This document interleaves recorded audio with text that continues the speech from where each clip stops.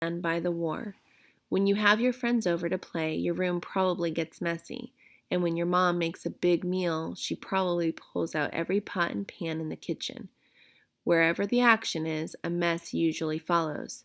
That is what happened to the South after the Civil War. Overwhelming impact. Most of the fighting in the war happened in the South. Livestock was killed, farmland was burned, and homes were destroyed during the fighting. Many men were hurt during the war.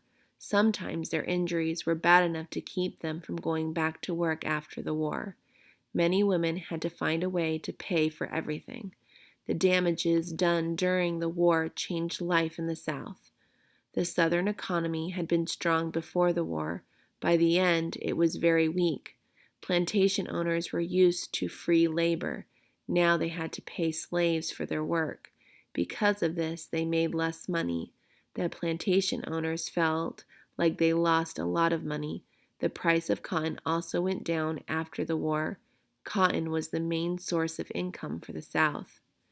Newly freed slaves wanted to be paid. They also wanted to own land. The former slaves thought they would be given 40 acres and a mule. The Freedmen's Bureau promised land and a mule to every freed man. Unfortunately, many freedmen did not get either.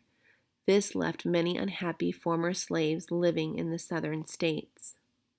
Casualties. More people died during the Civil War than in any other war in American history. That includes World War I and World War II. 1 out of every 4 soldiers died during the war. Over 620,000 men did not come home from the war. Neither the North nor the South were able to care for the deceased very well because there were so many. Families had to go to the battlefields after the fighting ended to find their loved ones.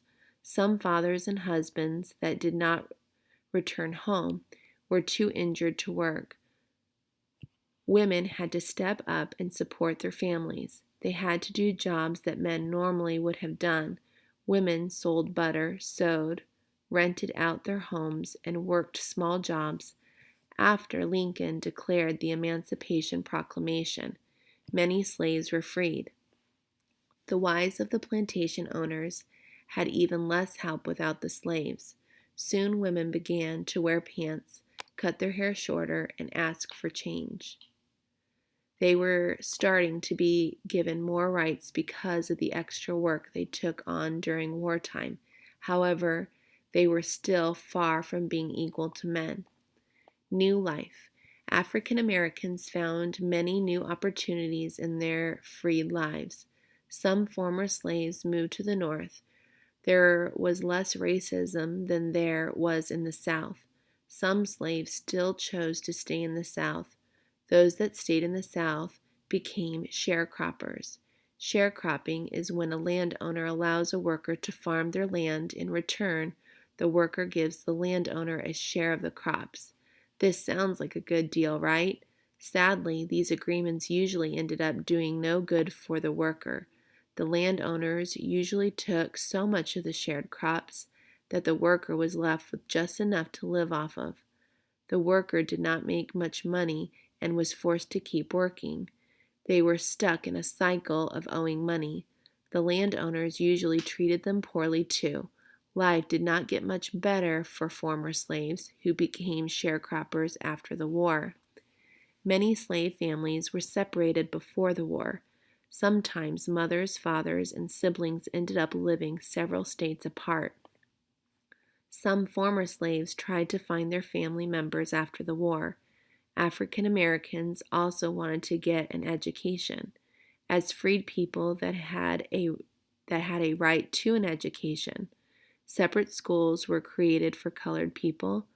There is no doubt that African Americans gained more rights after the Civil War.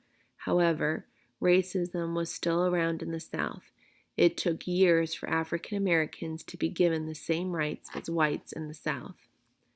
Lincoln's impact. The country was turned upside down when Abraham Lincoln was assassinated on April 15, 1865. Americans were devastated. The government was divided. A group called Radical Republicans controlled Congress at the time. Radical Republicans thought the southern states should be punished for their actions during the war. Lincoln had not agreed. He wanted to welcome the South back into the Union with open arms. After Lincoln's death, Andrew Johnson took over as President of the United States. The Radical Republicans were not happy because Johnson was from the South. Radical Republicans could not handle having a Southerner serve as a president, and so, even though the physical fighting stopped, a political battle was just beginning.